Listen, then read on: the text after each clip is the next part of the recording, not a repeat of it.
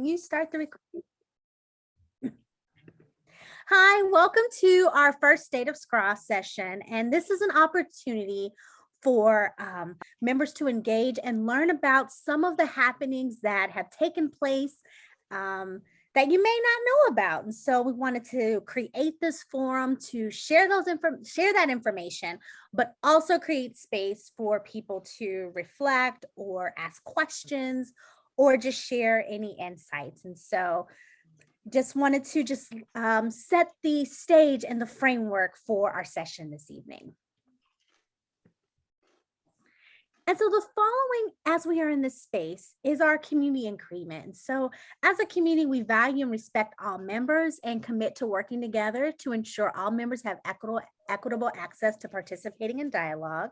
As a community, we value diversity, equity, and inclusion, and commit to working together to ensure that our spaces of dialogue and learning are inclusive, anti-oppressive, and anti-racist. And as a community, we acknowledge and value the importance of reflexivity and critical reflection in scholarship and practice, and commit to working together to promote anti-oppressive and anti-racist norms.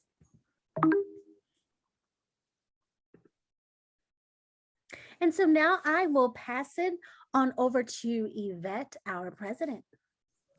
Thank you. And first and foremost, I offer gratitude to all of you for being here, for being in this space, for wanting to be in community with us, and to the amazing team with whom I work on behalf of our society, our officers, our executive director, our admin team.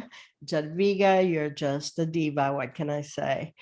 And when I became president, as you know, last fall, my commitment was to continue the work that had been set forth in response to the call to action. And as every organization, we aspire to do many, many things, and they invariably take a lot longer than we anticipated. So I want to acknowledge the fact that change happens slowly, but believe me, it is happening. And hopefully by the end of today's session, you will see the ways in which we have continued to carry the work forward.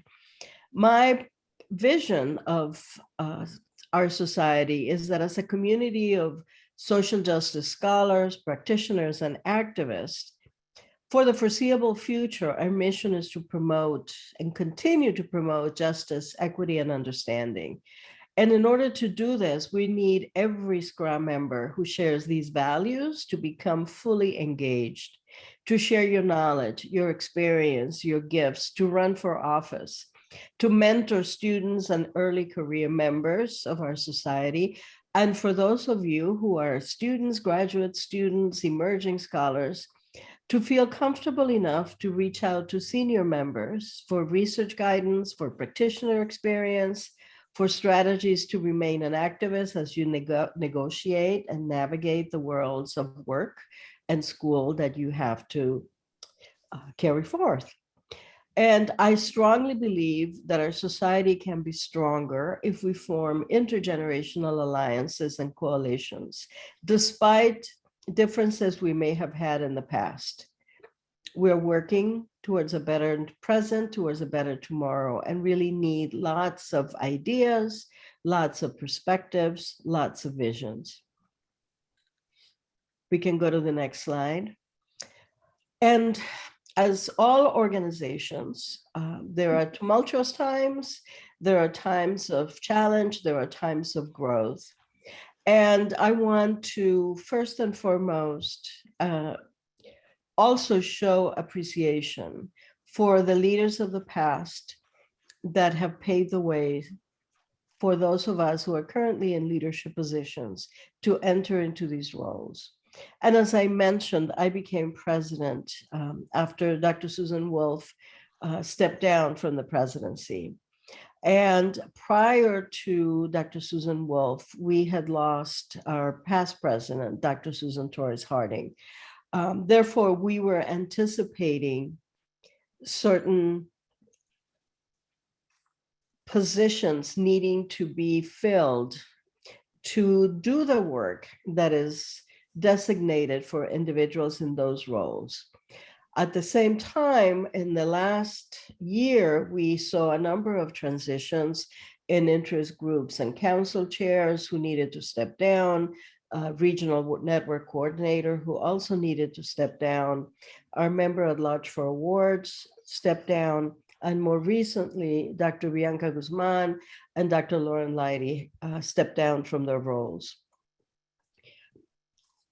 My position is that we can look at change as a time for opportunity. That in my brief time in the leadership position at SCRA, I felt we were operating on a crisis mode.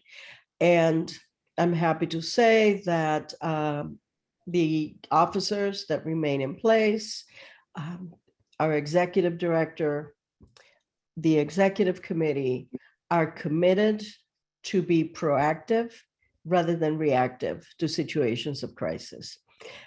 In order to fill these roles that had been left vacant in the past, I reached out beginning last year to past presidents and invited them to meet me and in community to think about ways in which we could continue the work of the society that needed to be done and ask for volunteers to step in to fulfill certain of the roles and expectations of past presidents. So if we could go to the next slide, please. Out of those meetings, I am very happy to report that we had several past presidents who volunteered to fulfill some of these roles that we need to take place in the next year, beginning in August. I brought forth the names of the volunteers to the executive committee, and these were approved. So for next year, the Fellows Committee will be chaired by Dr. William Nair, and Meg Bond will serve as a member. She served as a member this year. For nominations, Yolanda Suarez Balcazar will chair that committee. John Moritsugu, who is also a past president, will join the presidential stream to work on the theory of change and the strategic plan, which is rather overdue, and we will be working on this this upcoming year. And also Brad Olson volunteered to serve on the awards committee. Dr. Jean Hill, who I'm sure all of you know or know of, is a past president, but also our most recent past executive director. She stepped up to fulfill the role of secretary and to complete some of the secretarial tasks that needed to be done prior to the election of the new secretary who will be joining us in August. And Dr. Hill was approved by the executive committee and began to work with us in May of this year. And she has been attending officers meetings and executive committee meetings. Next slide, please. So as you can see, we have kept the business of the organization going. Thank you in large part to members who stepped up and said, I'm willing to serve. I'm willing to step in and do what needs to be done to ensure that what we have to do gets done. The good news also is that we had elections and we have new officers who will be joining us in August. Next slide, please. Two of these have already joined us. Dr. Kwesi Brookins became President-elect when I had to step into the presidency and vacated the role of President-elect. He was appointed by the executive committee and now has been elected as President-elect for the next upcoming year. And he will be subsequently president in the 23-24 year. I am delighted to say, and he'll be sharing with us some of his vision later. We also have a newly elected secretary, Dr. Michelle Schlehofer, and she'll be joining us in August after APA. We also had members step up to, next slide, please, to fill in the vacancy left for the member at large awards, Erica Mingo. Dr. Mingo was approved by the EC to fill in and complete the term of the last member at large. And now she's been elected to continue that work into the next year. We also have a new regional network coordinator, Dr. Mashoud Olanrewaju, who also has been actively involved with the division for a very long time, with the section rather, for a very long time. We also have a new student representative, Raquel Rose, who will be taking the place of Jessica Saucedo, who's stepping down after being in that role. She will be, again, joining the executive committee in August. Next slide, please. And so we are delighted that with this new team of officers, we will continue to go forth and do the work that our roles prescribe, as well as those that we have chosen to continue to carry forward with regards to the call to action and the various initiatives that members have put forth. And now I'd like to turn it over to Dr. Brookins, who will speak to us about some of his vision and the activities he will be fulfilling. Dr. Kwesi. Thank you, Madam President. And as always, loving working with you. I trust everybody can hear me. I'm excited to be have been elected into the President-elect position, first appointed. So I become official after the APA, of course, at least into the elected position. And I am equally excited to be working with Yvette on all the things that she mentioned, particularly her vision for the organization, which I want to say a couple things about in a minute. One of the tasks that I have taken on more immediately is a small committee work that is designed to directly address the call to action, and the EC had agreed to appoint a working group, but our small committee is designed to provide a charge to the working group on anti-racist and anti-oppression and how we incorporate that into the organization. So we will be my small committee will be working, meeting with the call to action authors, the authors of the call to action this in the next couple of weeks, and provide a charge to the EC, and then organize the working group in the fall to move forward on that initiative. Next slide, please. So one of the things that Yvette mentioned in her vision for SCRA, what I'm most excited about is I think our shared vision. So despite one of the good things that is happening after all of the changes and transitions that have just been described is that with me having stepped into the President-elect position, and I'll be in it for 2 years, Yvette will be in the president position for 2 years, and ultimately we will be serving, I guess, 4 years, right? So it brings a bit of stability to the organization, which is much needed at this point. Yvette's vision reflects my vision that I expressed to some degree in my statement for candidacy. SCRA, ultimately, we are looking to get us to a point where SCRA identifies itself as anti-racist, anti-oppressive, and anti-colonialist as an organization. How that becomes deeply embedded within who we are, how we see ourselves, and how we reflect ourselves out to the broader community.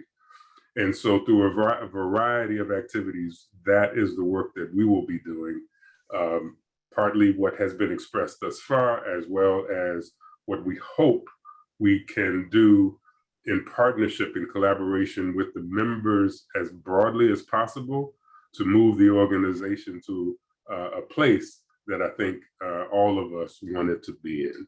So I'm happy to be part of that. And again, happy to be working with the folks that we have involved at this point. So thank you. We can move to the next slide. I believe we are turning it back over, perhaps, yeah, I think to Amber. So as some of you may know, there are multiple events coming down the pipeline, and some you may not know. At the beginning of our meeting, a few of you shared that you will be at SPICY in Puerto Rico. And here's some other events to just be aware of and to keep on your calendar. The first one being that the first in-person and virtual conference will be held in Atlanta, Georgia, led by Morehouse College, June 15th and 19th. Next year. And so what we are asking is, hey, will you be joining us in Atlanta? If you will, or if you won't, if you could just let us know so we can plan and make sure that we have a conference that really honors the traditions of the past of biennials, but also incorporates some innovation, as this will be the first hybrid model. And so you will be receiving an email in the next couple of days from the coordinators, welcoming and encouraging to just complete the one question survey, which essentially asks, are you planning to attend the biennial, and will you be attending virtually or in person or not attending? And whatever that decision is, we welcome that, and we hopefully look forward to seeing as many of you as possible at the first hybrid biennial conference. As Yvette mentioned in our conversations before our session got started, that APA is coming up. And so APA is August 4th through the 6th in Minneapolis, and also there'll be some virtual sessions, and registration is still open if you are interested in attending. And we will share with membership the sessions that will be specifically SCRA related. And so we look forward to seeing as many of you as possible that can participate at APA this year.